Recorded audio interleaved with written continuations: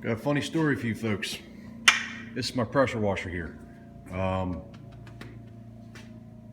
The 13th of this month, I will have owned this for about 12 years, based on the manufacturer's date on this thing. And it's about this time of year I remember getting it. And we have on the north side of our house, we get like a green mossy mold grows on it. And we had just been in our house for about not quite a year, and wifey was like, oh, we need to do something about that. So I ran up to old Home Depot, bought the pressure washer here. It was the last one they had. It was a display model. So I brought her home, and we hooked her up. There she is there. It's a 2600 PSI. It's got a 5 horsepower Honda on it. Never had any problem with these Honda motors. It's a good running motor. But not long out of got her off the truck there and hooked her up, started having a problem with it. It wasn't relieving its pressure, and it was building up on itself, building up, and it was choking the motor out. And I just figured, it's cheap pressure washer. Should have bought the next one up. Was a good bit more money. Had adjustable pressure on it and everything. So anyhow, chalked it off. Been using it forever, and what I do is it starts building up pressure, and I just bump the trigger and ease the pressure off, and it'll run for a few seconds. And if I'm not doing nothing, and it'll start building up. You hear the motor lugging down. You just bump the gun, and it eases the pressure off again. So fast forward a handful of years. We're 12 years later now from when I bought it, and I decided, you know what? I got me a new nozzle coming. So we used to take and set the ladder up on the side of the house and pressure wash it off. So I spent me a few bucks and got me a retractable wand for it, up to 24 feet, so I can pressure wash my house safely on the ground.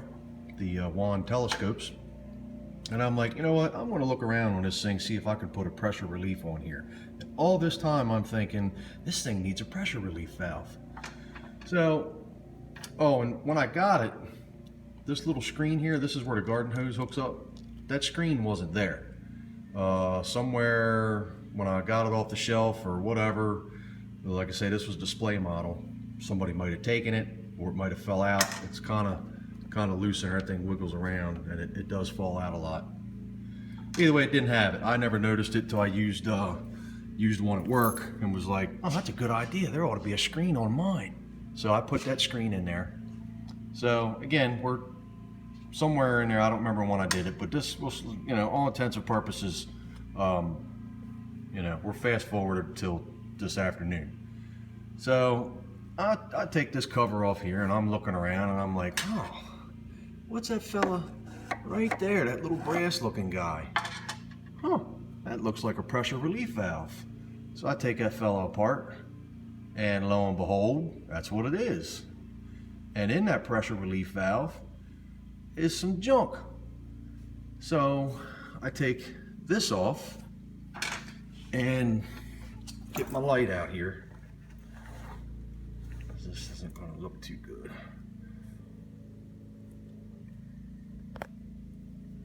And right there, where my light is shining, there's a passageway that goes on an angle down into the pressure relief valve. And when this guy here was out, you could see the little diagonally bored hole down to it. Had a little booger in that guy. So I took an awl, pushed the little booger out, sprayed it out with some penetrating oil, cleaned it up, put everything back together, and doggone, don't you know, this thing runs like a champ. Let off the trigger, and she just runs right along, smooth as can be. Relieves itself when you hit the trigger. Nice and pressure coming out of it.